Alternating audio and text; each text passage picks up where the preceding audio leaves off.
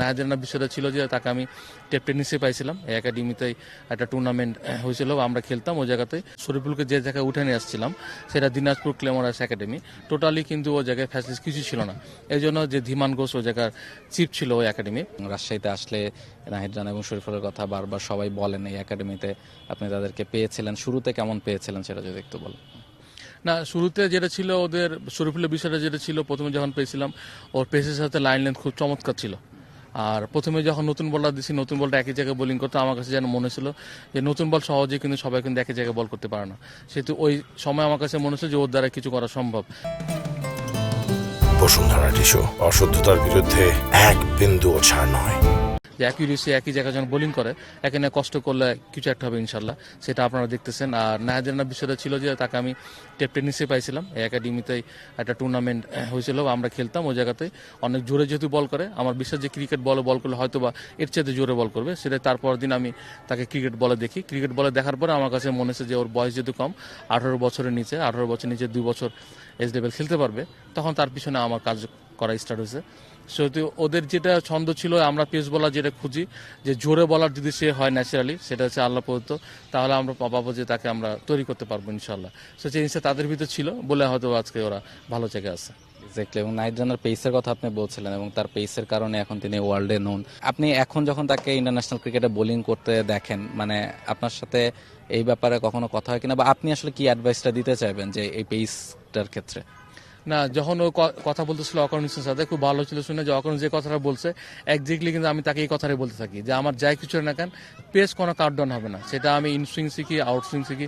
যে ও তো naturally outswing বলে জোরে বল করে, 150 বল করে, যখন ইনসুইংটা শিখে তখন কিন্তু পেস কাউন্টডাউন হবে, এটাই স্বাভাবিক। তা আমি বলছি পেস কাউন্টডাউন হোক সমস্যা না, আগে যখন গ্রিপ বা আমার সবকিছু যখন ঠিকঠাক থাকবে বডি মুভমেন্ট, তখন আস্তে আস্তে পেস বাড়তে থাকবে, কিন্তু পেস থাকতেই হবে। এখন দুটাই সে ভালো করে, ইনসুইং আউটসুইং দুটাই একই ধরনের পেস। এবং ওর সাথে কথা হয়, সুরুপুর সাথে কন্টিনিউ কথা হয়, যখন যেখানে খেলা হয় ভিডিওগুলো দেখতে থাকি আমি, আবার হয়তো বলি যে এই টাইমে এরকম বোলিং করলে হয়তো ভালো, তারা বলে না ঠিক আছে, তাহলে প্র্যাকটিস হয়তো আমার ওই জিনিসটা ঠিক করতে হবে, তখন ওরা হয়তো কাজ করে তখন আমাকে বলে যে স্যার এই কাজ করছি, এরপরে আমি যে না ঠিক আছে। এই তো এখন তো তারা দুজন টপ লেভেলে ক্রিকেট খেলছে, নিশ্চয়ই আপনি প্রাউড ফিল করেন, কিন্তু শুরুর কথা যেটা বলছিলাম, যে শুরুতে যখন তারা ছিলেন, রাজশাহীর ফ্যাসিলিটিস নিয়ে কথা হচ্ছিল কয়েকজনের সাথে, মানে পুরো উত্তরবঙ্গে যদি ধরেন প্রত্যেকটা জেলার প্লেয়ার এসে রাজশাহীতে আসলে প্র্যাকটিস করে, এখান থেকে প্লেয়াররা উঠে আসে, তারপরও এখানে তো আসলে ক্রিকেট খেলতে গেলে শুরুর দিকে অনেক বেশি স্ট্রাগল করতে হয়, অনেক রকম ফ্যাসিলিটিস পাওয়া যায় না, সেগুলো আসলে তারা কিভাবে ওই টাইমটাতে ফেস করেছিল এবং সেগুলো রিকভার করেছে? না, তারা যেহেতু ক্লেমোরাস একাডেমিতে প্রথমে আসছিল, ক্লেমোরাস একাডেমি ফ্যাসিলিটিস যথেষ্ট ভালো, জিম থেকে শুরু করে আপনার প্র্যাকটিস ফ্যাসিলিটিস যেগুলো আছে ভালো ছিল এখানে, সেহেতু হয়তো বা তাদেরকে এই কারণে ওই সাপোর্টটা দিতে পারছি বলে হয়তো আজকে এই জায়গায়। যদি হয়তো কি লোকাল একটা জায়গায়, যা শরীফুলকে যে জায়গায় উঠে নিয়ে আসছিলাম সেটা দিনাজপুর ক্লেমোরাস একাডেমি, টোটালি কিন্তু ওই জায়গায় ফ্যাসিলিটিস কিছু ছিল না। এই জন্য যে ধীমান ঘোষ ওই জায়গার চিফ ছিল ওই একাডেমি, সেহেতু ওকে আমি রিকোয়েস্ট করছিলাম যে তোর এখানে টোটালি কিন্তু ফ্যাসিলিটিস নাই, তুই যদি চাস তাহলে আমি ছেলেটাকে নিয়ে যেতে চাই। ও সঙ্গে সঙ্গে হ্যাঁ বলছিল, কারণ ও নিজেও জানে যে জায়গায় ফ্যাসিলিটিস নাই, ক্লেমোরাস একাডেমি ফ্যাসিলিটি আছে।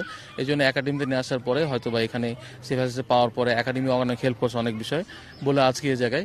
তবে হ্যাঁ, আমাদের যেটা বিভিন্ন লোকাল একাডেমিগুলো আছে, সত্যি কথা ফ্যাসিলিটি এরকম নাই। যদি ফ্যাসিলিটি ভালো থাকে, আমার বিশ্বাস যে বিভিন্ন জায়গা থেকে পেস বোলার উঠে আসাটা, মানে আমি বিশ্বাস যে উঠে আসবে ইনশাল্লাহ।